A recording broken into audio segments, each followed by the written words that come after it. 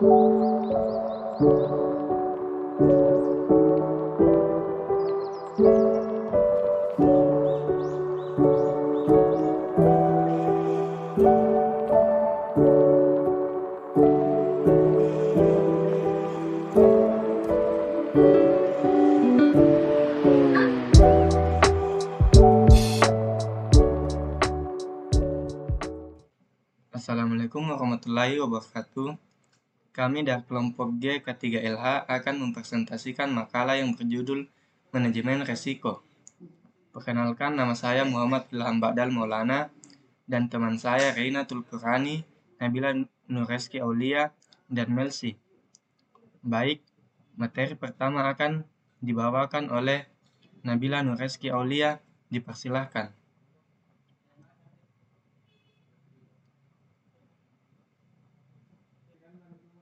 Baiklah, terima kasih atas kesempatan yang telah diberikan. Saya akan menjelaskan pengertian manajemen risiko. Manajemen risiko ketiga adalah suatu upaya mengelola risiko untuk mencegah terjadinya kecelakaan yang tidak diinginkan secara komprehensif, terencana, dan terstruktur dalam suatu kesisteman yang baik. Manajemen risiko merupakan suatu metode yang sistematis dalam memandang suatu risiko serta memastikan dengan pas penindakan terhadap risiko tersebut. Itulah tadi penjelasan dari pengertian manajemen risiko. Selanjutnya saya kembalikan ke moderator. Baik, materi selanjutnya akan dibawakan oleh Saudari Melsi. Dipersilahkan. Terima kasih atas kesempatan yang diberikan.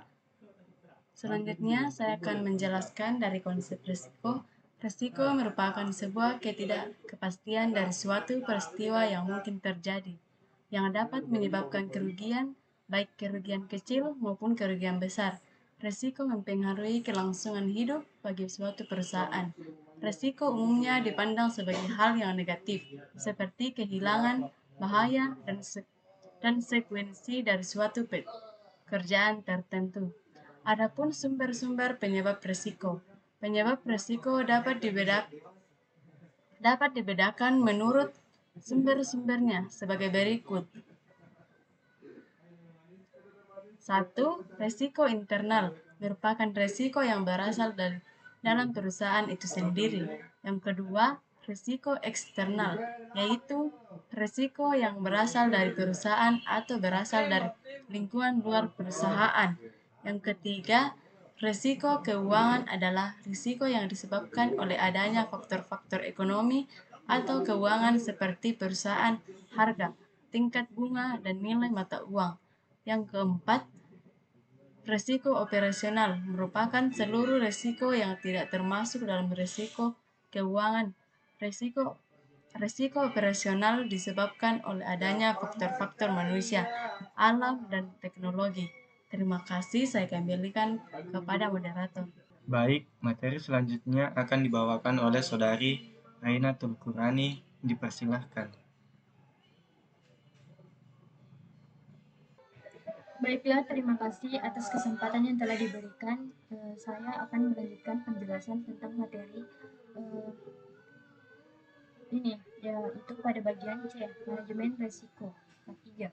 Risiko ketiga adalah suatu upaya untuk mengelola risiko untuk mencegah terjadinya kecelakaan kerja yang tidak diinginkan secara komprehensif, terencana, dan terstruktur dalam suatu sistem yang baik. Yang pertama yaitu proses manajemen risiko. Proses dari manajemen risiko antara lain yang pertama yaitu perencanaan manajemen risiko. Perencanaan manajemen risiko terdiri atas langkah memutuskan bagaimana cara mendekati dan merencanakan aktivitas manajemen risiko untuk proyek. Yang kedua yaitu identifikasi risiko. Tahap selanjutnya dari proses identifikasi risiko yang mengenali jenis-jenis risiko yang mungkin dihadapi oleh setiap pengusaha. Yang ketiga yaitu analisis risiko kualitatif. Analisis resiko kualitatif merupakan proses asesmen impact dan kemungkinan dari resiko yang sudah diidentifikasi.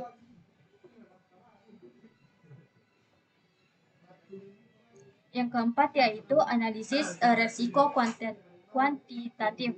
Pada tahap ini, proses identifikasi dilakukan secara numerik, probabilitas dari setiap resiko dan konsekuensinya terhadap tujuan proyek.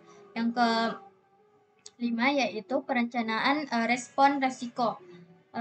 Risk response planning merupakan proses yang dilakukan untuk meminimalisir tingkat resiko yang dihadapi sampai batas yang diterima. Yang keenam yaitu pengendalian dan monitoring resiko. Pada tahap ini dilakukan proses pengawasan resiko dan memonitor resiko yang diidentifikasi. Mengidentifikasi resiko baru, memastikan pelaksanaan risk management plan dan mengevaluasi keaktifan dalam mengurangi resiko.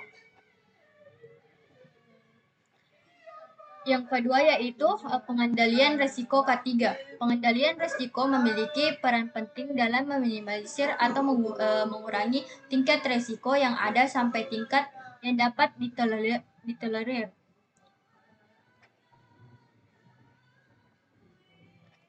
Yang ketiga yaitu macam-macam metode identifikasi resiko.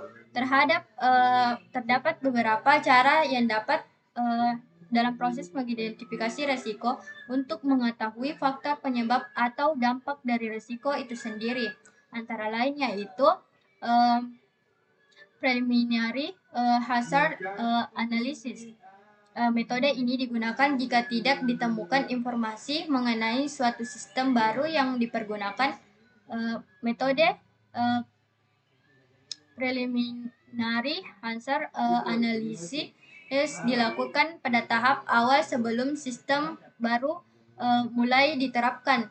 Yang kedua yaitu failure mode effect analysis. Metode ini digunakan dalam menganalisis sistem yang berhubungan dengan engineering dalam menilai suatu resiko dan dari kegagalan komponen sistem serta berfungsi sebagai alat untuk mengevaluasi efek dari kegagalan tersebut, sehingga efek dari kegagalan tersebut dapat diminimalisir. Yang ketiga yaitu checklist. Checklist yaitu suatu metode yang digunakan untuk mengetahui sebuah kondisi awal dalam mengevaluasi suatu perangkat, peralatan, fasilitas, dan prosedur operasi dalam menggunakan teknik pemberian simbol pada tiap-tiap data yang akan dievaluasi. Yang keempat yaitu hazard and operability study. Metode hazard sering digunakan dalam industri kimia untuk mengidentifikasi bahaya dalam proses bahan kimia serta dampak dari bahan-bahan kimia tersebut terhadap lingkungan. Yang kelima yaitu fault tree analysis atau metode FTA yang digunakan berfungsi sebagai alat investigasi setelah terjadi kecelakaan. Yang keenam yaitu job safety analysis. JZA merupakan metode yang digunakan dalam upaya mengidentifikasi bahaya atau resiko dari kecelakaan kerja yang dapat terjadi di tempat kerja dari berbagai aspek yang mempengaruhi tahap pekerjaan. Baiklah, demikianlah penjelasan yang dapat saya sampaikan. Saya kembalikan kepada moderator. Baik, dari materi yang teman saya bawakan dapat disimpulkan bahwa manajemen risiko merupakan suatu metode yang sistematis dalam memandang suatu risiko serta memastikan dengan pas penindakan terhadap risiko tersebut. Ini ialah suatu fasilitas buat mengenali sumber dari risiko serta ketidakpastian, dan bisa memperkirakan akibat yang hendak ditimbulkan serta meningkatkan reaksi yang wajib dicoba untuk menjawab risiko tersebut. Baik, itulah tadi presentasi yang kelompok kami bawakan. Lebih dan kurangnya mohon dimaafkan. Wabillahi taufik walhidayah. Assalamualaikum warahmatullahi wabarakatuh.